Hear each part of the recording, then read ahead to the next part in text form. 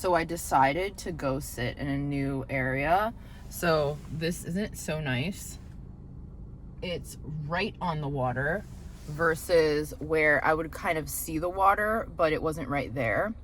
And I really like this area because it's way more private than the other place, because it was literally the parking for the train station, right? So obviously I'm going to see a lot of people. They're going to be driving by. If I'm taking a video, they're going to see me. Not that I even care about any of that stuff anyway, because I don't, right? I'm going to do me anyway. But this is a much more serene spot. There is someone who's sitting next to me, but we made eye contact. It was chill. And yeah, today I'm feeling really, really great as per usual. And I'm really learning a huge lesson when it comes to surrendering and why you shouldn't force things and how it can literally make you go insane. I have this zit on top of my head, and it's so funny because it formed last night. And I think it's because I've been thinking too much. Like, it's in the exact spot where I feel like my head has been like, hard at work, right? So today, my boss, the manager of my store, she gave me this book. So I'm going to be reading it. We're going to see how this goes, right? I haven't been reading as consistently as I'd like to because I've just been really getting caught up. And I think not necessarily the drama of work, because I don't think there's anything dramatic really going on, but going back to the surrender aspect, I think that for most of my life, I've really tried to control outcomes, but the reality is that you can't control any outcome.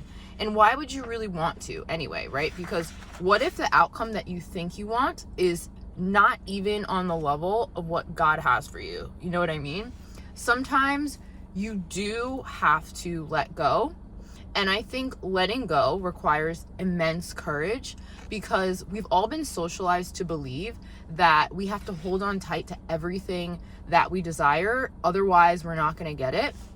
And when you can really let go of whatever your expectations are for how your life is supposed to look, what you're supposed to do, the people who are supposed to be in your life, there is so much freedom in that. But again, it takes a lot of courage to do it, because you don't know what to expect out of your life anymore.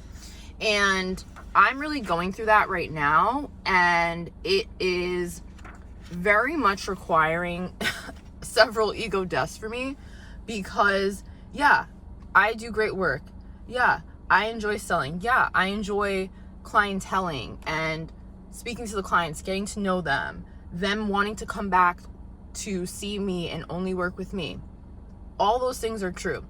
But I am new to this industry, the retail industry, and I think that's something that I do often forget. And why is it that I would want to rush the process anyway, right? If I really want to go far in this industry, then I really have to think about knowing the bottom level and working my way up, and being okay with that process, as well as being okay with whatever directions I go in from this position. And that has been something that I've really been thinking about, right?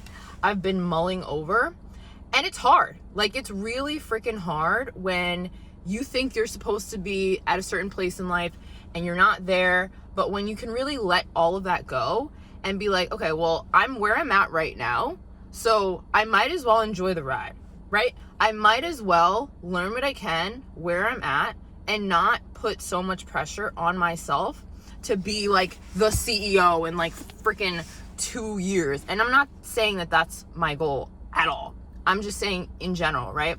I remember I had a different work experience when I was working at a startup, and I get into this company, and it was a startup company. There was literally like 6 people who worked at the company, and I was in charge of the marketing, right? I was a community manager at this company.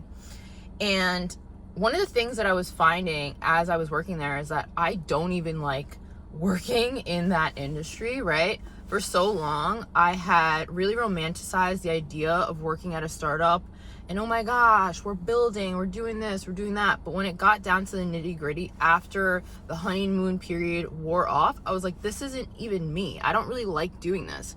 And I think me being honest with myself about that required a huge ego death. And even years after, because this is in 2022, I was still looking for jobs in tech, thinking that I wanted to do that. But in all honesty, it just doesn't jive with my personality type, okay? My personality type works really well being in person with people, okay? And you have to know things like this about yourself and really ask yourself the deep questions of, what type of work suits my personality? Because if you're not in the type of work that suits your personality, it's going to be very hard for it to flow as much as it needs to, right? And I'm kind of seeing this with a coworker of mine. Like, at first I was really looking at it as like, oh my gosh, like, what is this girl doing? Like, blah, blah, blah, blah, blah. I feel like I'm doing more than her, da, da, da, da, da. And I was getting really frustrated. I was getting really worked up about it because I'm like, why is she, technically my superior and she's literally not doing any superior work to what I'm doing, right? And you can't think like that, right? Because people are where they are based on the choices that they make. And if you just allow things to flow, then it works out much better, because then you're not pushing against something and you're also not creating strife where there should not be strife, right?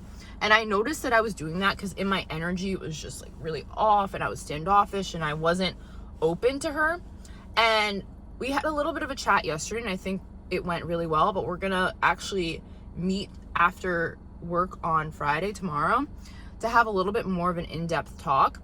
And I say all that to say that sometimes you can go after a specific career path and you think like, oh my gosh, I'm gonna do this.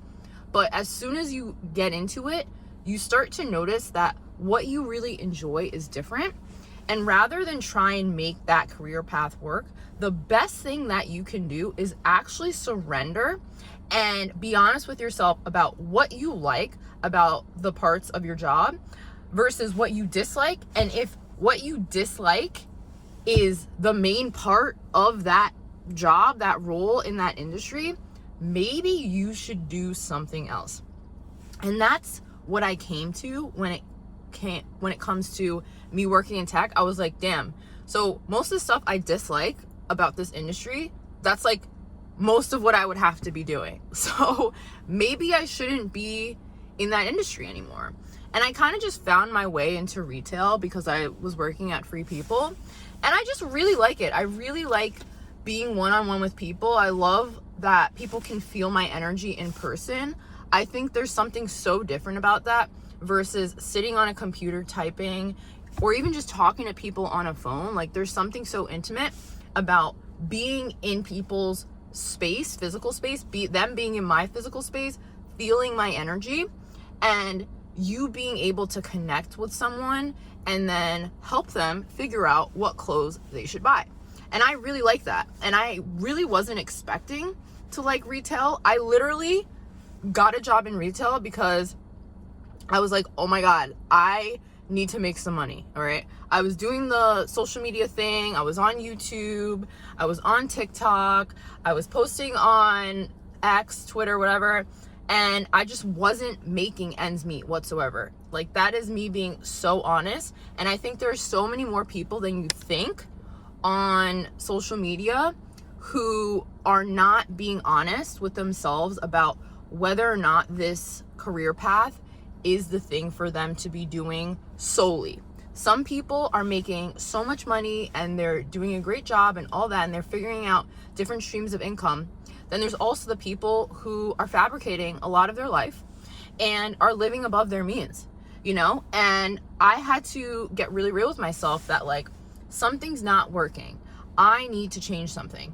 And I just happened to fall into retail, and I'm just falling more and more in love with it every day. But this was not something that I ever set out to do. Okay.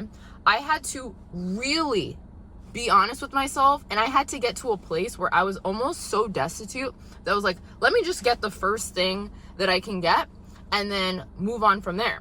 So I worked at Free People for about like 2 months, and while I was there, a recruiter reached out to me from a different company, a different retail company, and we had a phone interview or like a Zoom interview. Next thing you know, I went to the store and I was hired.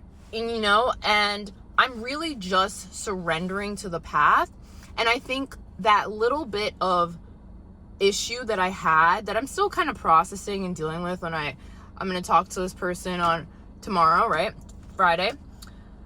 I just need to let the cards fall and stop trying to force things, right?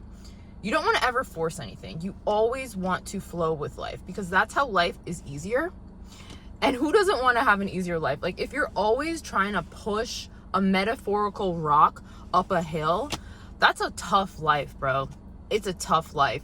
And I've been there, and like, honestly, your ego wants to keep you there in a sense because it knows it can control it. But when you're able to surrender and you're like, you know what? Let me just go downstream. Instead of me trying to paddle upstream and all this and it sucks and I hate it, let me just go with the current of life and see where it takes me. And it takes so much strength, so much courage, a massive ego death in order for you to do that. And that's why I think me getting this book is so interesting, because it is truly about you being one with the flow of life. And we're all one, if you really think about it. We're all playing our own note in this cosmic dance. And life can be much simpler than you make it out to be. I'm going to read a little bit. It says, "We are oneness. We are the embodiment of the God force, as are you. We are as a drop of water is to the ocean, bonded in oneness to it, being of it and unto it, yet having identity and self-perception. The perception of self would be as the totality, the all-encompassing, the antithesis of limitation in all respects. It is toward the pinnacle of focus that you strive in the present moment, regardless of whether you are aware or unaware of such concepts. In uniting in oneness with all creation, you give full expression in the context of linear form to the multidimensionality that is your true state of beingness. By consciously recognizing the connection and allowing its unlimited expression through your form and through your consciousness, you open the door to the possibility of expansion and encompass the understandings and perceptions that characterize those states of being. It is toward that state of bonded union with the expanded levels of self that you strive in these times." So it's like, just freaking go with the flow. We're all one. And when you are surrendering to whatever that flow is, and you trust that everything is always working out for you, even if you can't see it right now, life gets so much better, so much simpler, and you end up in exactly the places with exactly the people that you need to be and be around. And isn't that much simpler than whatever the heck we've been taught to do? So if you like this video, like, comment, and subscribe.